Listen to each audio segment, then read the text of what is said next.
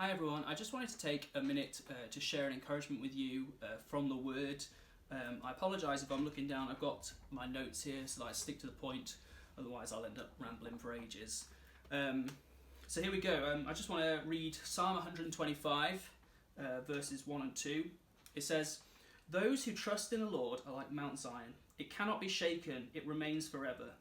Jerusalem, the mountains surround her, and the Lord surrounds his people both now and forever." We as Christians are those who have put their trust in the Lord, and so he surrounds us.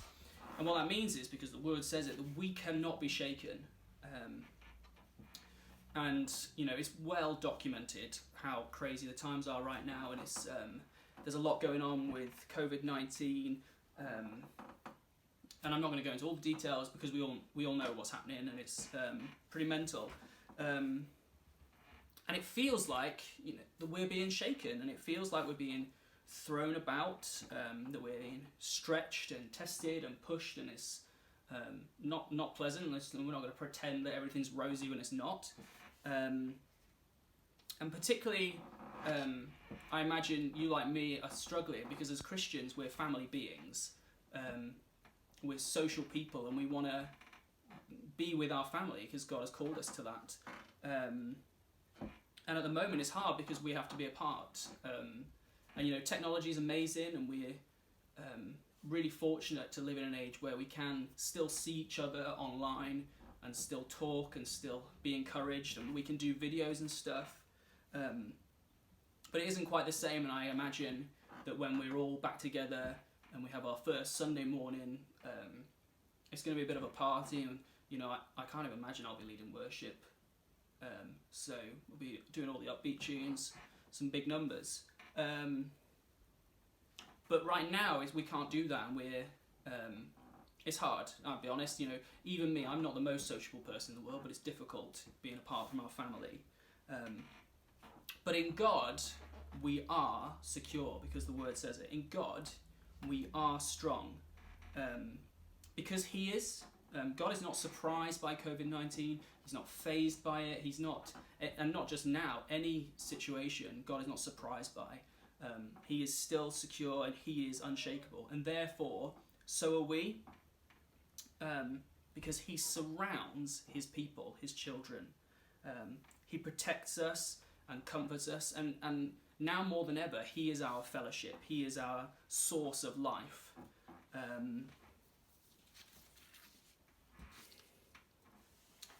But where I really want to encourage us, and where I've been encouraged, is in this, that even amongst the global pandemic, amongst social distancing and all the other safety measures and the daily government updates and warnings and forecasts, and it's like bad news, occasional bit of good news, but it's like we got to do all this stuff, stay at home, don't talk, you know, don't see people, all that kind of thing.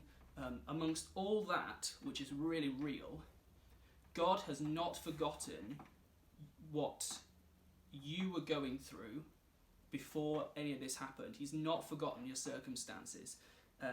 He's not unaware of what you're going through right now, even on top of COVID-19, the stuff that might be because of it and the stuff that's despite it. God is totally aware of that. And he is with you in it. He's for you. He, as we read, surrounds you. He upholds you. He's your strength, your life, everything you need. God is.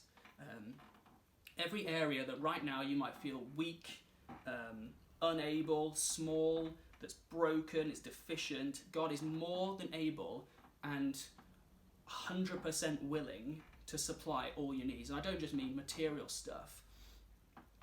Everything you need in your being, in your person, God is able and willing and is going to supply your need in that.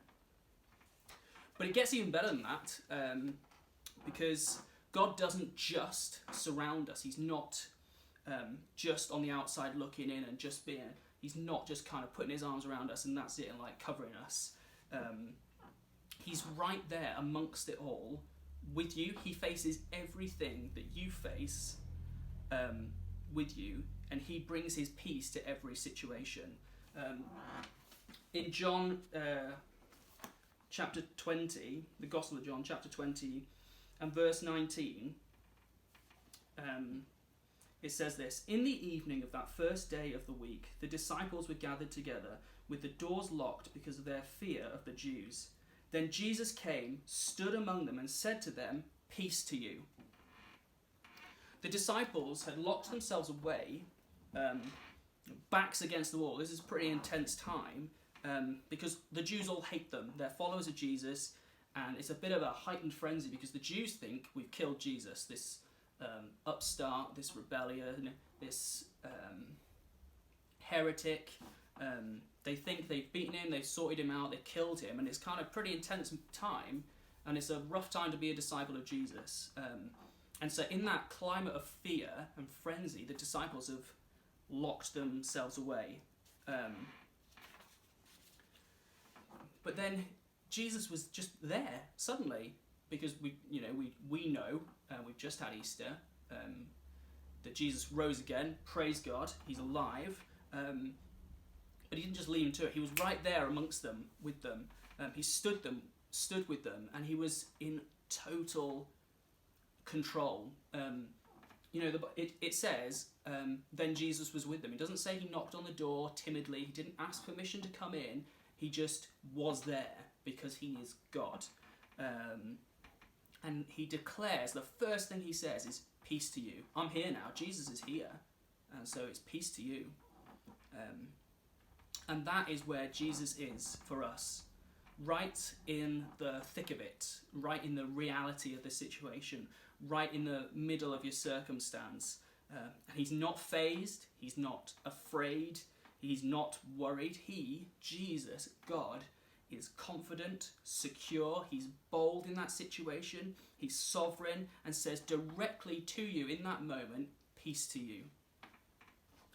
And when he says it, in that moment, there's no one else there for Jesus. There's no distractions for him. All his attention, all his love, all his grace, as it always is focused directly on you. And he looks you in the eye and he says, "Peace to you." Because that's what God is. He is our peace, and he's right amongst there. He's totally aware, he's totally involved, and he is our peace. So be encouraged, family. Jesus is right with us, he's right with me, and he's right with you, and he is our peace. And he says to you all the time, he declares in your situation, "Peace to you."